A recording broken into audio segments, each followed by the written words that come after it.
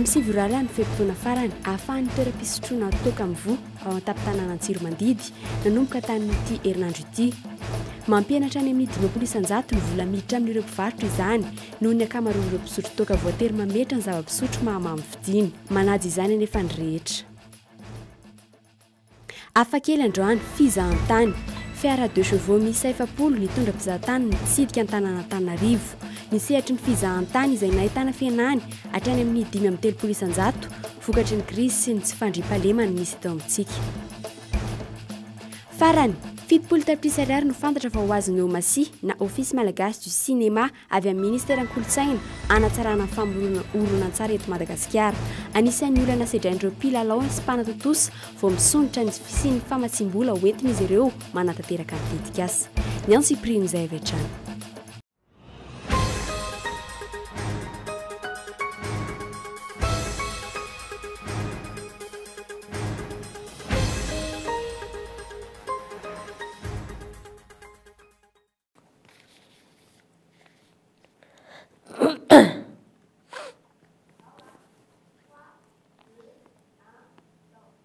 Ankafaliana trano tomboky lasy tomboky vavy ny tsy tiana ny tokantranonao amin'izao hariva izao ampanajana no hiara-bananao sy anasananao anaraka ny fampahalaam-baovao eto amin'ny fahitalavitra KOLO TV.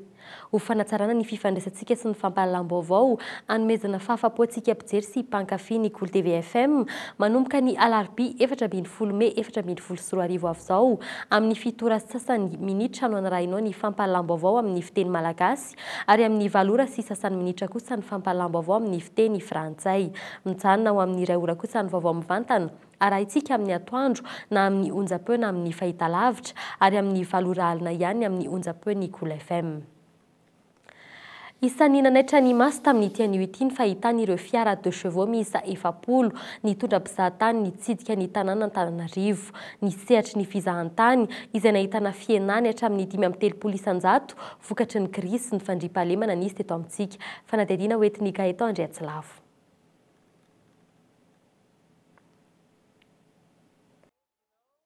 Efa nilaozan'ny frantsay efa 20 taona mahery fiara vakoka na voiture de collection ny 2 chevaux any amin'ny zareo izay tompony orinasa Citroën namorona izany nefa fiara tena mbola be mpampiasa eto amintsika taty aoriny ny taona 770 saika Madagasikara no nanondrana betsaka amin'ireo 2 chevaux izay tsy nampiasain'ny zareo frantsay intsony. Maro anefa ireo vahiny no manana n'ity fiara isan'ny mateza indrindra tany frantsay ity maniry ny tsangatsangana miaraka amin'izany.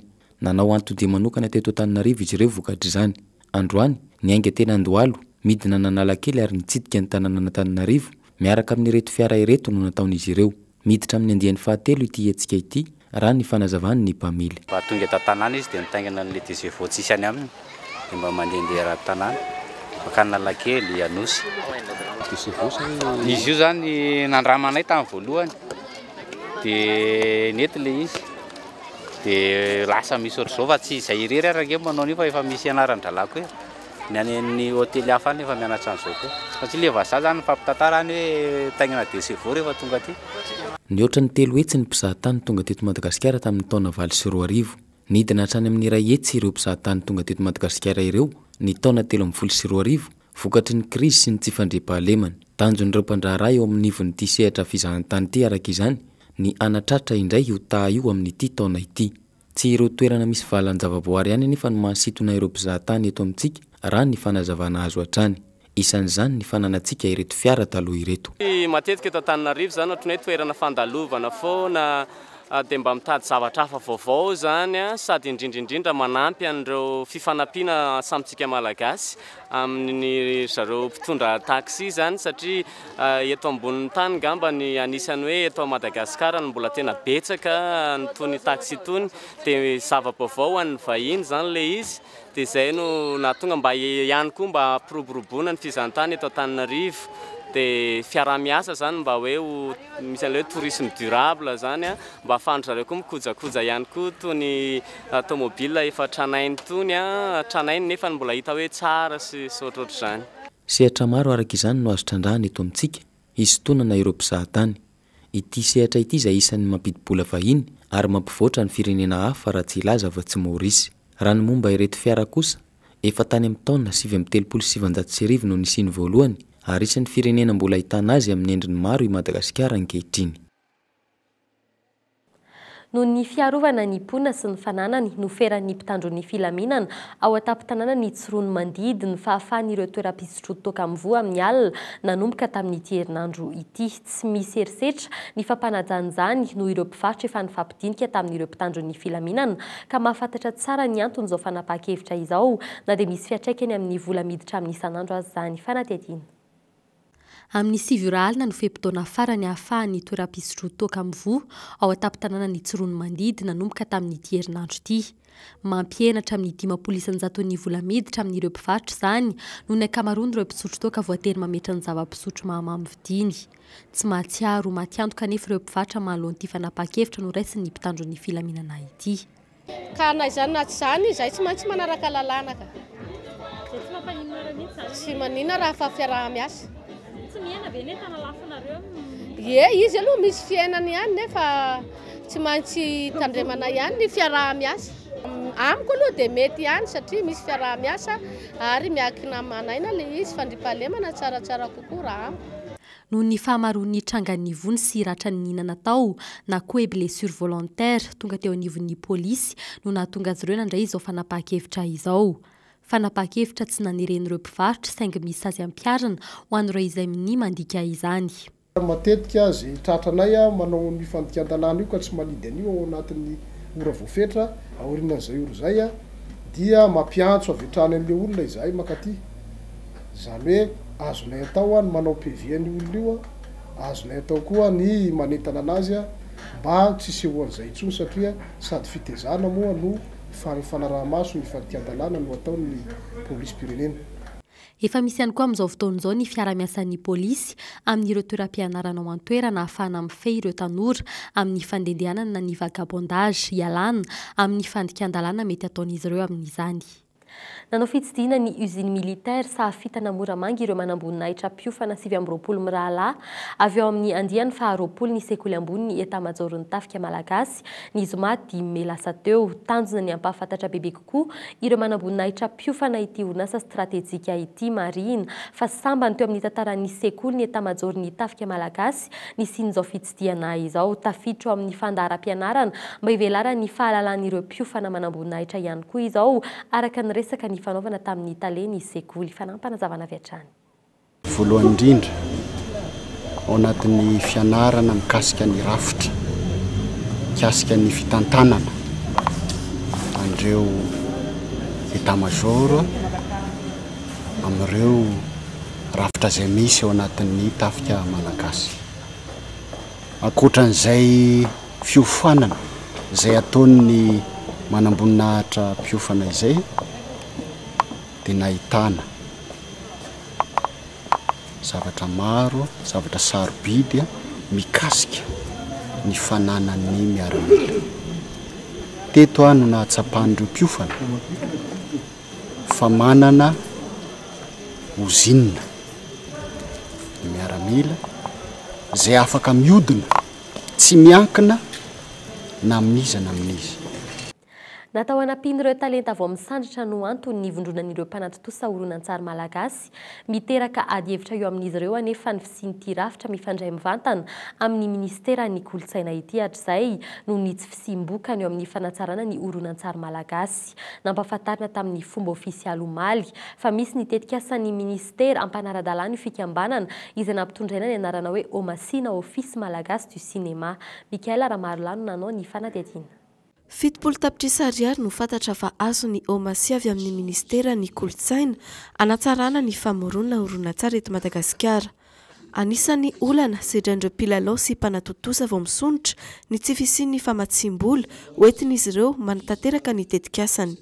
Isy ihany koa ny teratany vahiny hividy ny talentandreo malagasy. Zava-dehibe ho andreo mpilalao sy mpanatotosa malagasy ny anajana sy ampiarana tsara ny volavolan-dalàna napetraky ny Omasi. Fa tafapetraka aloha le rafitra dia hita eo hoe ahoana ny atao. Tery moa zany zao no tazona le izy eo dia ampina izy raha ohatra hoe mahavita zavatra. Rehefa tsy mahavita zavatra izy dia soloina. Misy amin'ireo mpanatotosany tsy manaiky izay rafitra everina petraka eo anifony omasi izay. Tsy tokony ho fehezina ny famokarana horonan-tsary raha ny hevitra izy ireo. Mahatonga anaty tsy manaiky ny lalàna apetraky ny omasi, voalohany indrindra aloha lalàna ifehan'izy ny sinema ozy. Inona zany sinema? Sary anankiray mihetsika ve le ataonao amin'ny kahie ohatran'izao iny, sinema iny sady sinema, satria sinema sary mihetsika. Dia ahoana no ahafahanao hanao lalàna amin'izany? Nisy ny famelabelaran-kevitra na rahana adi-hevitra mikasika ny fampiarana ny lalàna eo amin'ny tontolo ny horonan-tsary malagasy androany tao amin'ny IFM Analakely, ny resana indrindra ny vina ho an'ny omasi. Eo amin'ny pejy ny fanatanjahantena kosa indray hidiny anivon'ny fokontany ny fitiliana ireo mpilalao izay andrafitra ny génération 2000 amin'ity taona ity. Boriboritany enina no azony anjarany amin'izany fanadihadiana hoentiny miarantsoa. Hotiliana ifotony ny ekipa andrafitra ny génération 2000 amin'ity taona ity amin'ny alalan'ilay hetsika orange kitrana lamanga izay ho tanterahany ny anivon'ny boriboritany no anatanterahany izany. Ny politika moa dia manantona ny vahoaka ary hijery an'ireo jeune talent zany eny amin'ny fokontany tafiditra ao anatin'ny programan'ny ligue n'Analamanga. Boriboritany eny eto Analamanga no lalovan'ny fifaninanana sy azony anjarany amin'izany. Anisan'izany boriboritany voalohany misy anambodiny sotry, faharoa dia ambolo-kandrina. Boriboritany fahatelo eny amin'ny boulevard de l'Europe, ny kianja soavaly izay anatin'ny boriboritany fahaefatra, Ambomirary boriboritany fahadimy ary ny boriboritany Ambomanarina izay fahaenina. Dia izy zany ny tournoi any amin'ny arrondissement rehetra enina zany eto Antananarivo renivohitra, akana ekipa 20 avy isaky ny arrondissement zany hoe fokontany 10 isaky ny arrondissement ifaninana zany manomboka ny 17 volana Mai zao any amin'le fokontany tsirairay avy dia ifaninana ireo ary ny finale zany ho an'ny arrondissement rehetrarehetra dia niala ny 17 volana Jolay sy ny 19 volana Jolay eo amin'ny kianjan'ny Mahamasina. Fiaraha-miasan'ny Ligue n'Analamanga sy ny orinasa lehibe iray eto Madagasikara no nanatanterahana ny fifaninana sehatra iray ahafahan'ny ankizy manasongadina ny talenta n'ity hetsika ity. Misokatra ho an'ny ankizy teraka ny taona 2000 rehetra ny fifaninanana ary maimaim-poana ny fisoratana anarana eny amin'ny Bran Ligue n'Analamanga Mahamasina. Tsisy fampandrosoana ho tomomba neto raha tsy miainga ny fotony hoy ireo mpikambana ao anatin'ny AAUM, Association des anciens universitaires de Madagascar, ny 9 Mai farany teo raha nitafa tamin'ny mpanao gazety izy ireo. Io maraina io tetsy amin'ny foibe toerany tetsy 67 hektara ny laza izany hatrany ny mpitondra ny fandimby teto fa tsy nisy na dia iray aza nantanteraka izany. Mahatsapa ihany koa ity fikambanana ity fa voahitsaka lalam-panorenana ankehitriny manoana ny zava-misy eny amin'ny anteny meram-pirenena, manana andraikitra lehibe amin'ny fampitsarana izany fa nitsahana lalam-panorenana izany ny filoham-pireneny fanampanazavana. Voahitsaka ny constitution. Raha voahitsaka ny constitution, inona ny solution? Misafidy ny président satria manana pouvoir de dissolution izy. Na ho averana amin'ny olona raha raty hitsaka ny aretina dia mety afarany aminy. Zay ihany. Miainga any amin'ny fototra, zany hoe ny fokontany, ny firaisana indrindra io ny organisation de proximité. Raha ny expérience hita zany, raha ny expérience hita na ONG io na namana ao anatin'ny fanjakana, raha manalavitra ny fototra ny zavatra zay atao dia tsisy ho vokany. Na dia izany aza nefa dia manolo-tanina ny mpitondra ankehitriny izy ireo amin'ny fanolorana boky mirakitra programa fampandrosoana miainga avy any fotony nomeny ny lohateny hoe nos défis actuels pour un nouveau Madagascar. Zao kosa tsika dia hiditra amin'ireo vaovao nisongadina nandritry ny herinandro iny eo amin'ny pejy politika avy hatrany mahakasika ny fivoriana ara-potoana voalohany anteny meram-pirenena, eo ihany koa ny fanolorana ny Prime Ministra ny politika ankapobeny ny fanjakana tamin'ny fiteny frantsay. Ny solombavamboaka rasy manana poliberana rotsy avy amin'ny mapara dia nilaza tamin'ny mpanao gazety tao ireny fanokafana fa metra-pialana tsy solombavamboaka intsony fa be loatra ny kolokolo eny anivona teny meram-pirenena. Nanoratra ty taratasina démission ty fa iza nomeko azy masana maso saly ranga io fa tsy azo kekena Assemblée nationale embena amin'ny miaramila ohatry ny tany miady fa nga misy miady nga eto tsy ekeny saiko ny raha ipetsapetsa amin'olona mitady varotra tanindrazana fa business daholo manodidina an'io olona mizara vola daholo manodidina an'io député io toeriko zany de iresaka an'izany eny amin'ny quartier resaka amin'ny télé amin'ny radio fa pourri c'est pourri no miantso député ivory any amin'ny présidence mandray baiko tsy azoko ekena zafady za tsy anonga-panjakana zay tantaran'izao rehetrarehetra zao any amin'ny olona oka zavo zay za mandeha tomboka mihitsy tsy nanatrika amin'ny fankafana ofisialy ny filohan'ny teny-miram-pirenena teo aloha Kristina Razana Masona tonga teny Tsimbazaza aza nanambara izy fa enatra ao amin'ny firenena ny fisian'olona mbola lany 700 amin'izao vaninandro izao. Ivory ihany koa mapara tsy ela ka mandritra fivoriana io nanaovana ny déchéance ireo tsy nanaraka ny fitsipiky ny vondrana mapara. Raha za aloha no teo amin'ny toerana hoe lany 100 zany na za tsy nasahana ndray any nandray ny commande izay hoe toerana ametrahana zany henatra sy baraka ho tsika malagasy izany hoe aty amin'ny tany milaza fa démocratique no mbola isy fifidianana lany 100 zany ny déchéance zany hoe zao zany zahay zany zao isoratra alohany anoratra ny mapara zany hoe groupe parlementaire nareo ary zahay betsaka 49 misy discipline io tsy maintsy mimendrao soratra anaranao izy raha tsy misoratra anarana izy na misoratra anarana izy zany aloha manao an'io comportement déviant tsy manaraka ny baikony atoko miatra amin'izay déchéance fa raha ohatra kosa izy de efa tsy mety misoratra anarany koa de tsy manaja koa satria comportement déviant ihany zany tsy manaraka ny baikony antoko sy ny lalampany reny de efa miatra ihany koa ny déchéance fanesona anazy. Itsangilany milaza ny tsy matahotra ny déchéance any kosa ny solombavamboaka mampara lany tany Betroka Nicolas Randrenasolo no izy tsy nivatika tamin'ny fanarahana hatrany amin'ny voalohany dia amin'ny fanohanana ny filoham-pirenena Erajonary Mampianina nandritry ny fifidianana ny filoham-pirenena ireny. Za tsy matahotra déchéance zany raha ohatra misy agnatin'ny règlement intérieur mapara hoe ny teny fa hoe manona olona tohangana zay ny mahavoasa azy de manana andreo. Teny amin'ny hôtely lehibe iray teny Anotsy kosa ny solombavamboaka mapara raha Olodinina Naivo no naneho ny alalelo tamin'ireo namany eo anivon'ny mapara ka nilaza fa hipetraka ao amin'ny toeran'ny mpanohatra ary tsy ampiasa ny anarana mapara intsony fa iverinao fafisainky. Tsy olana aminay mihitsy mandray ny toerana mpanohatra ao mpanohatra anio mahazo commission mpanohatra anio mahazo filoha-lefitra ary izay mihitsy natonga anay fafy somary nampiantso anareo tahaka zao satria le ao amin'ny mapara zany efa trany ambolohany anio ny efa tsy mety vao nisy tsy nanaraka consigne tao de efa tokony nandray fipetra amin'ny mapara. Manoloana zao savorivory ao amin'ny mapara zao dia mifantany tena ny rehetra faizany filoham-panorony tevondriny ity Andro Rajoelina ny tseny intsony sa kosa efa kivy mahita ny fiparitaky ny mpikambana mapara amin'izao fotoana izao.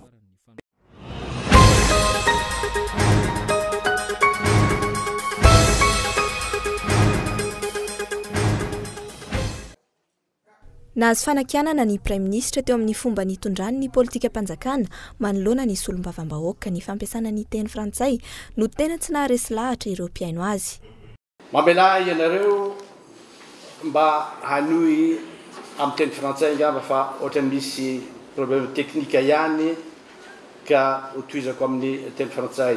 Niezaka ihany izy teny antsefatsefany teny napititra ny fiteny malagasy tamin'ny fomba feno antsika nanampitsana ny tsindry tamin'ireo solombavambahoaka. Ankoatr'izay, niely ny resaka fa tsy nandalo ny fivorian'ny gouvernemanta ary tsy fantatra ireo minisitra ny votoatin'ilay programa an'asa nentina androany nandahy izany ny Prime Ministre.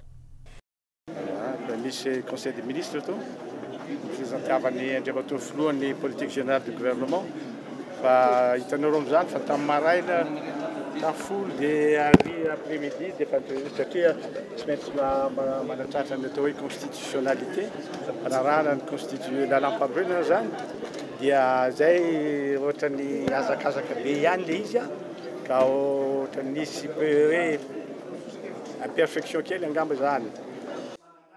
Vinan'ny fanjakana malagasy manomboka izao ny hoe Madagasikara firenena mivoatra sy miroborobo. Ao anatin'izany 20 ireo toromarika stratégique itodian'ny fanarenana ny firenena. Lohalaharana ny fampiavana pirenena, ny fanatsarana ny fitantanam-panjakana sy ny fametrahana ny tany demokratika ary ny ady amin'ny kolikoly sy ny fametrahana ny fitsarana tsy miandany.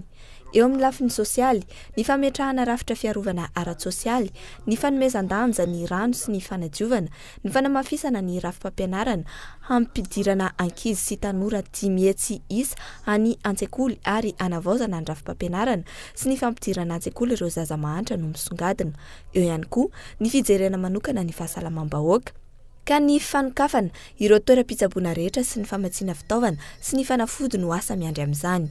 20 ireo teboka misahana ny fanarenana ara-toekarena ny fampiakarana ny arikarena faobe ho 700 ao anatin'ny enim-bolana voalohany amin'ity taona ity no fanamby lehibe indrindra amin'izany.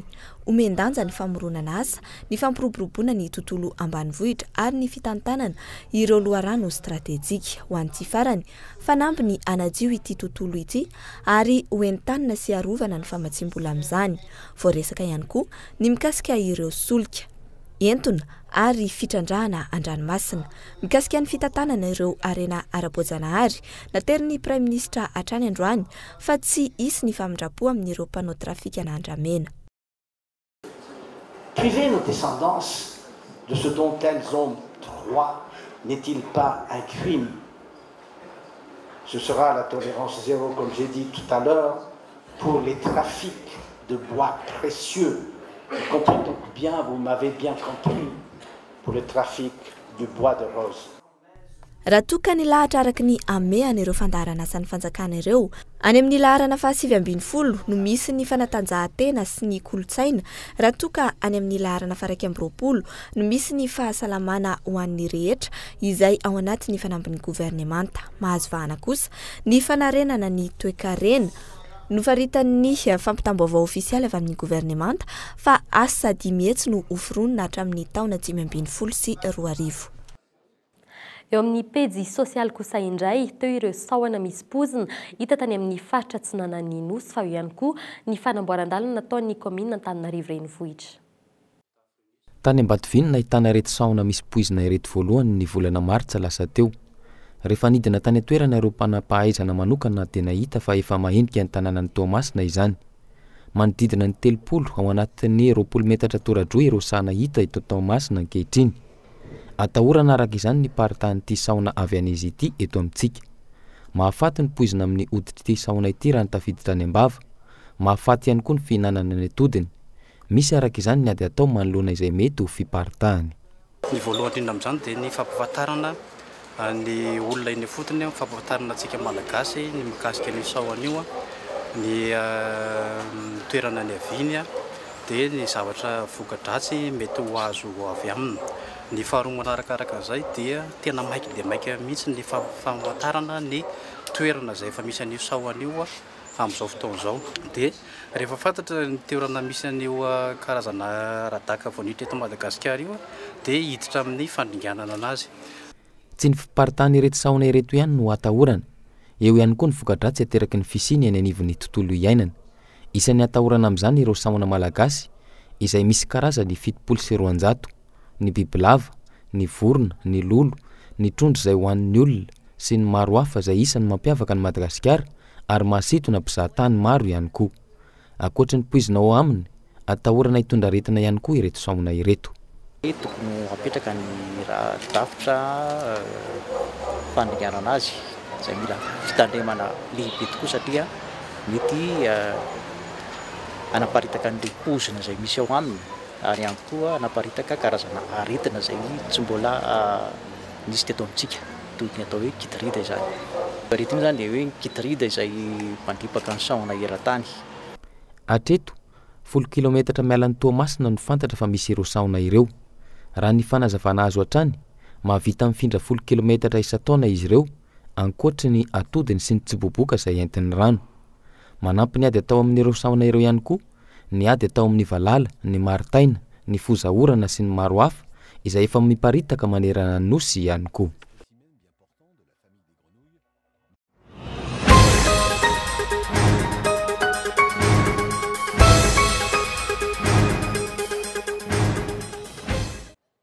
Fanampenana ny lavadavaka eny amin'ny arabe izay mitotaly 5.3 metatra tora-droa sy fanamboarana amin'ny ampahany na iray manontolo ny lalana no nitototsain'ny komina nandritra izay iray volana mahery izay. Dingana voalohany ity fanamboaran-dalana ity. Rehefa tapitra ny 2 volana napetraka dia roso amin'ny fanamboarana ireo tetezana sy lakan-drano ary ireo fotodrafitrasa efa antitra manerana ny renivohitra izy ireo. Misy koa ireo ouvrage kely ireo, misy tetezana efa manomboka efa simbasimba, misy totobato efa hita efa reraka be sotrany. Iny zany dingana manaraka. Atreotsika mbola manamboatra. Fa ny tena dingana lehibe rehefa avy eo dia ny manitatra. Satria araka le resantsika tamin'ny tapabolana dia tsy ampy le lalana fifamoivoizan'ireo ho an'le tomobile sy ho an'le mponina eto amintsika. Tafiditra ao anatin'ny vinasivy napetraky ny komina ihany koa ny fijerena manokana ny fiainan'ny mponina. Isan'izany ny fahaiza-miaina ara-piarahamonina sy ara-panahy ary ny ady atao amin'ny zava-mahadomelina. Ity farany izay nampitaraina ireo mpivarotra zava-pisotro mahamamo sy ireo bara. Efa noraisina ihany koa ny fepetra iadina amin'ny zava-mahadomelina izay isan'ny fototra mampitombo ny tsy fandriampahalemana eto amintsika. Dingana voalohany tamin'izany ny fampahafantarana ireo fokontany misa sy 10 eto an-drenivohitra. Faharoa ny fanentanana ny mponina sy ny fampiarana ny lalàna. Fa tsy azo atao ny mivarotra zava-pisotro misy alkôla eny amin'ny toeranam-bahoaka, place publique, eny an-dalana, eny amin'ny lalana isan-karazany, amin'ny totobato, ny stade, ny piscine, ny jardin, seza rehetra makasika an'izay.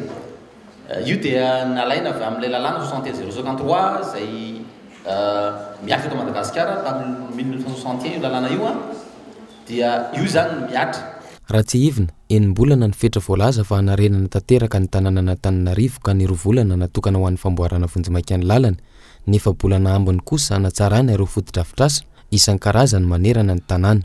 Mbola ijerena ihany koa ny isan'ny mponina sy ny fonenany eto an-drenivohitra raha ny fanazavana azo hatrany. Antananarivo izay manana 4.900 amin'ny taha-pitombon'ny mponina izay mihoatra lavitra ny 2.700 taha-pitombona manerana ny nosy. Ary farany ho an'ireo vaovao nisongadina tamin'ity herinandro ity dia ny eo amin'ny trangam-piarahamonina teo ny fahatrarana andramena tany Antalahy fa teo ihany koa ny fisililay fanafiana ilay tranombarotra tetsy tsara lalàna.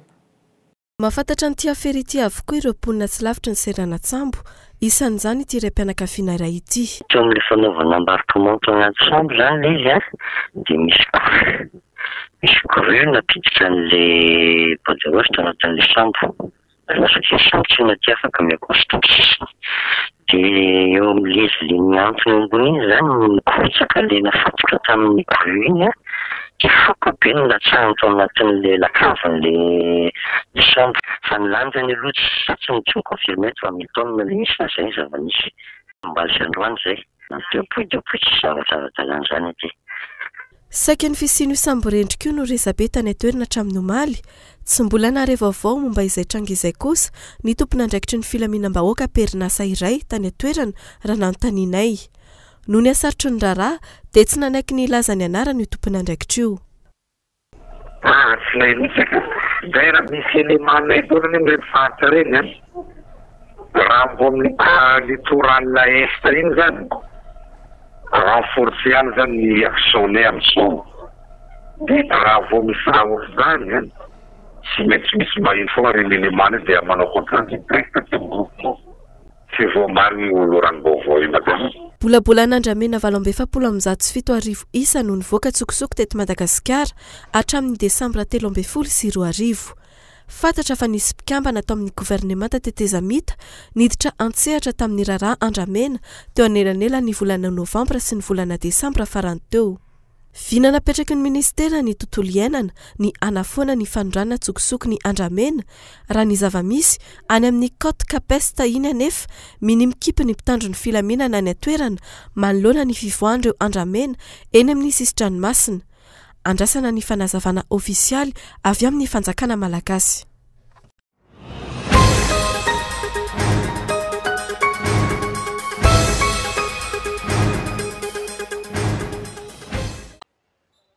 Nirongatra ny fanafiana amin'ny tapiadina tatoato, tsy mifidy ora sy fotoana intsony ireo mpanao asa ratsy fa na atoandro na alina ahitana izany ankehitriny. Tranombarotra iray eto tsara lalàna no nitafidy Jolay io maraina io. Toy ny fanaony isaky ny zoma, saika andeha hanao versement amin'ny banky eo ampita izy ireo no izao voaroba izao. Ny ampita ireo mpanao versement nandalo ny Jolay, nanambana basy, tsy nisy bobasy fa lasa ny vola. Raha ny loha ranom-baovao azo hatrany, samy nitondra basy ny Jolay roa nanao izany. Rehefa azo ny vola dia lasa nitsoaka niaraka tamin'ny moto scooter ireo mpanao asa ratsy, tampoka ny zavan-tranga tsy nisy nanapona dia ireo mpivarotra eo amoron-dalana sy ireo eo ivelan'ny trano fivarotana aza. Nisy nanafika izany tatsy amolo le mangazay fa zay tsy nahita hoe ahoana fa olona efa nitamborona be ny hitanay teo. Misy olona zany tao ananana tao hoe andeha hanatitra versement tetsy amin'ny banque tetsy dia ny antarandry zalahy. Zay aloha efa lasa izy vao henonay izy fa tsy hoe nisy zavatra hitanay fa efa lasa le olona vao nisy nitabataba fotsiny tao hoe nisy mpangalatra dia zay. Efa tonga ny polisy be tabe zany efa tonga teo dia zay vao taitra hoe nisy inona avaverinay fa hoe nisy mpangala posy tavina na enjehana na ohatr'izany zay tsy dia nahanina lizy fa efa lasa lavitra lizy zay vao hoe kay nisy braquage tao amin'ny molo tao zay. Ankilany nirongatra ihany koa tato ato ny resaka osoka sy fisolokiana. Taorian'ireo malagasy mpisoloky amin'ny resaka passeport, mercure, volamena sy ireo mpisoloky usandary sy commissaire dia teratany vahiny indray ity mpisoloky manaraka ity. Lehilahy iray 20 taona teratany karana indray no saron'ny mpitandro filaminana ny alarobia fa 7 volana May lasa teo. Fiara raitra miisa 3 izay nahazoany 5 alina sy 4 tapitrisa, mini cooper nahazoany 20 tapitrisa ary Toyota RAV4 nahazoany 27 tapitrisa no efa eo ampelantanan'ny polisy ankehitriny.